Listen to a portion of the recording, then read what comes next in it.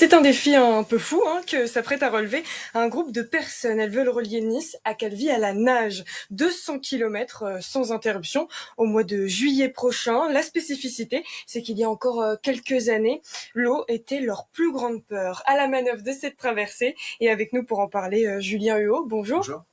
Alors Julien, vous êtes maître nageur privé, ça fait 7 ans que vous permettez à des aquaphobes de surmonter leurs craintes. D'où vous est venue l'idée incroyable d'affronter la Méditerranée jusqu'aux côtes corse avec 6 personnes anciennement phobiques de l'eau?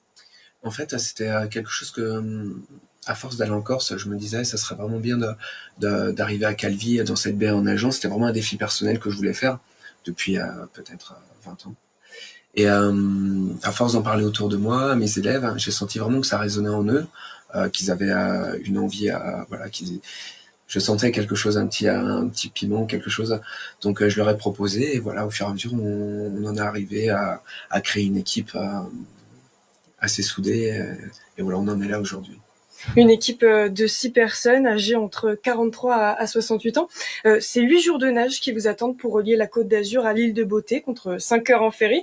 Comment vous vous préparez à ce pari à la fois physiquement, car la plupart ne savaient pas nager, mais Ouais. aussi mentalement, parce qu'on le rappelle, ils avaient peur de l'eau à la base. Ouais, c'est vraiment quelque chose de très dur pour eux. Donc en fait, déjà, c'est passé par plein d'étapes. À la base, ils nageaient dans une piscine de l'eau à la taille. Et encore, ils nageaient. Il a fallu s'allonger, mettre la tête dans l'eau. Ça a été beaucoup d'étapes pour arriver déjà à pouvoir traverser un bassin où ils ont pied. Après, il a fallu aller en piscine municipale. Maintenant, on est en mer.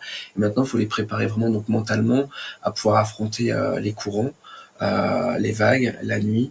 Donc là, en ce moment, on travaille vraiment dans toutes les conditions. On travaille, que la mer soit déchaînée ou pas, on y va.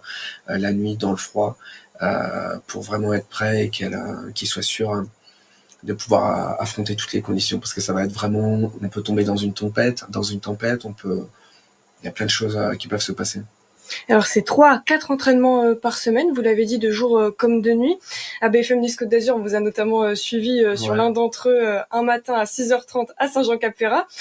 Voilà, vous le disiez, en fait, il faut vous préparer à toutes les conditions. Là, l'eau, quand on vous a suivi à 6h30, elle était quand même à 13 degrés. Ouais, c'est ça, elle est en 13 degrés en ce moment.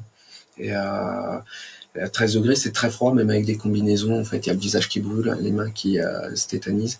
Il faut vraiment se décontracter. Pour des personnes qui ont peur de l'eau, ça coupe la respiration. Donc là, maintenant, ils arrivent même à nager dans les vagues. Et pour moi, je trouve ça, ils m'épatent tous les jours. C'est incroyable. Ils sont incroyables. Une motivation de fou. Parce qu'il faut venir la nuit. Ils sont pas non plus super jeunes. Donc voilà, c'est vraiment incroyable.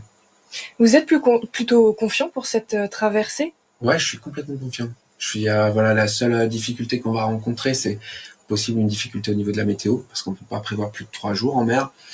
On partira quand 3 jours seront beaux, mais après, comme nous, on va rester à peu près 8 jours en mer, c'est possible, voilà, qu'on rencontre des imprévus.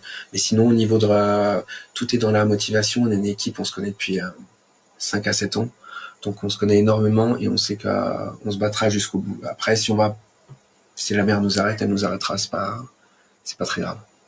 Alors vous l'avez dit, le départ il est prévu entre le 15 juin et le 5 juillet. Vous prendrez donc le large depuis la promenade des Anglais et cette traversée elle est évidemment encadrée. Comment va-t-elle se dérouler d'abord et quel est le dispositif qui vous accompagne?